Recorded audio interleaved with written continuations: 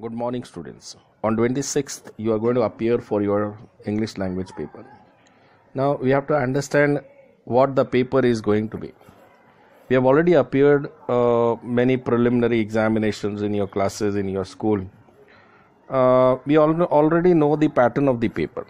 We have to analyze what we need to write. Question number 1, as we know, will be a composition, an essay. If you are pretty sure that you can write for or against any topic, choose that topic. It is one of the most easy way to write, Students find it very easy to write this for and against while a composition. The second one will be a descriptive one, where you will be set to describe an event or write a composition about a particular episode of your life. Now again, that is easy if you can in detail describe an event. The next one is a story. Many of the students don't feel that they can write a story very well. Now it is up to your discretion to do that. I will not tell you to write a particular story or write a particular essay. It depends upon how you take it. So if you take my advice, whatever you feel is the easiest for you, it will depend upon student to student. Which is easiest to you attempt that. If I would be given a chance to attempt a question, I would very well attempt any narrative or any argumentative type of essay. The essay should be divided into 5 paragraphs. The first paragraph should be an introduction. The second, third and the fourth paragraphs are known as the core of the essay. The core of the essay is the detailing of the essay, where you need to write in points. The best way to do this is you introduce the topic in the first paragraph without using or repeating the same words again and again.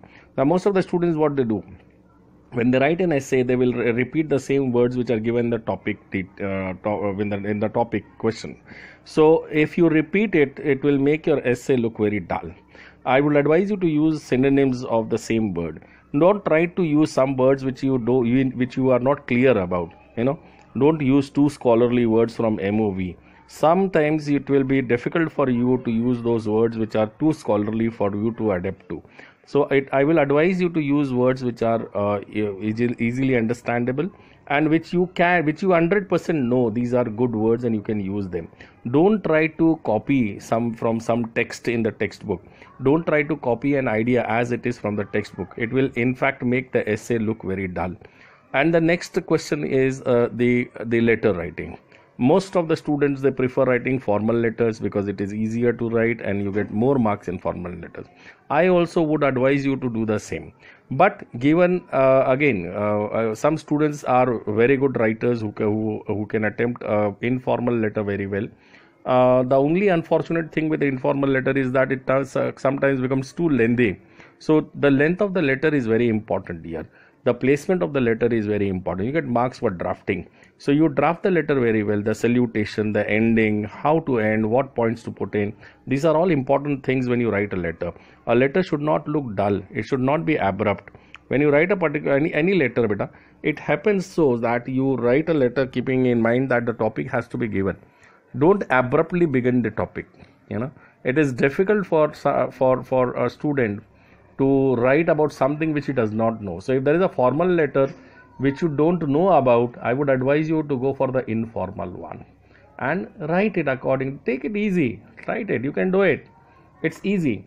It's not as difficult as you think. Don't follow the crowd. It's not like that everybody is attempting and everybody is telling you to write a formal letter and you should write a formal letter only. No, not necessary. Many students, again, they can score good marks even if they write informal letters. It depends upon you how you take the question to be. So I would advise you to do the same. The next thing is the comprehension. This is the easiest of all, that. The first question is meanings. When you want to analyze the meaning, read the sentence again and again and again. It is contextual. It is related to the same topic. So when you go through the topic again and again, go through the paragraph again and again, most of the time you will find the meaning. The meaning can be written in one word. It can be written in a small phrase.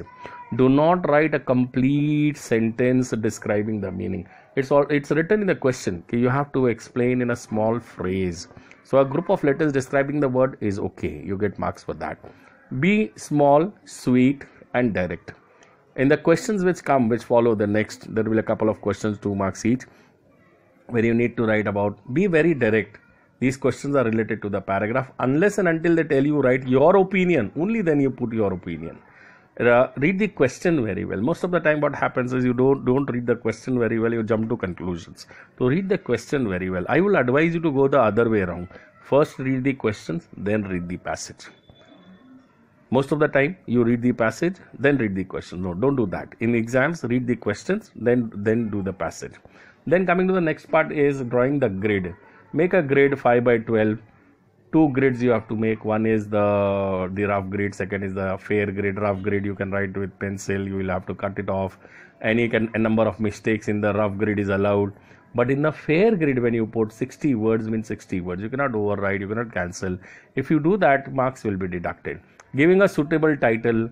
Most of the students, they write a title which is related to the first or the last paragraph. Okay. It is up according to your understanding. The title should be short and sweet. It should not be a long line. It should be short and sweet. So when you put the title, again you can score marks when you write title, because like lakhs of students are appearing and every title will be different. So please do that. Next question. This is the main important part, the grammar part. In this part, there will be 3 type of question. Number 1, the question which is related to tenses. See the first one. The first one is the hint. So when you take the first fill in the blank, the answer is given there as a hint. If it is in past tense, then analyze, is the entire paragraph in past tense? If it is in past perfect or present perfect tense, analyze again. So the tense which is given as a hint is very important. And we have already done that many times in our class. Go through those lines again and again, and you'll come to know how the tenses they differ. So when you read that the paragraph, it will make sense only if the tenses are put up correctly. The next part is the prepositions. Unfortunately, many of you think that prepositions are difficult. I'm putting up with this video a list of prepositions. I've already given the list of prepositions to you, but you have forgotten there is a long list of prepositions with the slide which is here. You can see it. You can stop this video and write those. And sometimes the prepositional phrases are used. These prepositional phrases actually they are sentences which are beginning with preposition. So many a times, words which end up with out or in or above or below, all these words, they are confusing. For example, if I say run out, or if I say break down, so down is the preposition. You have to analyze whether the word itself is a part of the part of the word itself is a preposition, and write it accordingly.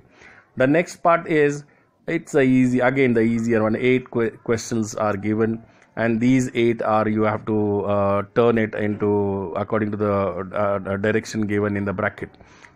It may be to start with not only, it may be start with ing, or the hint is already given, and we have done it scores of time.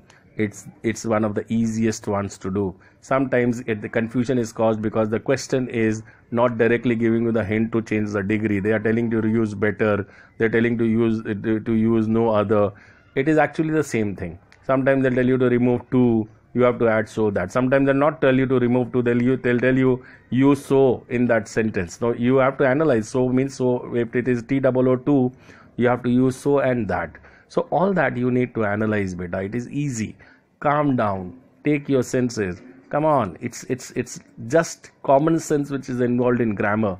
It's not a big deal. The next question is about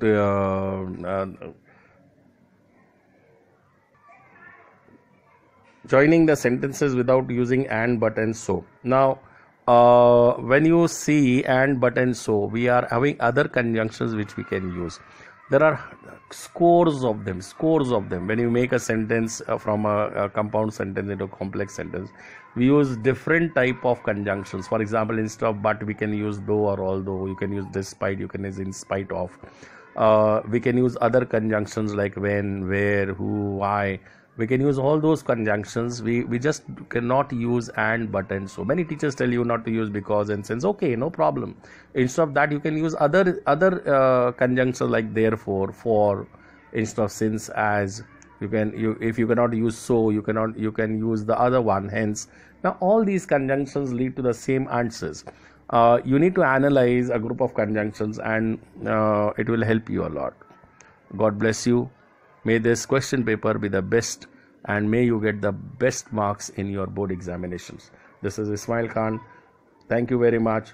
God bless you, beta. Good morning, students. On 26th, you are going to appear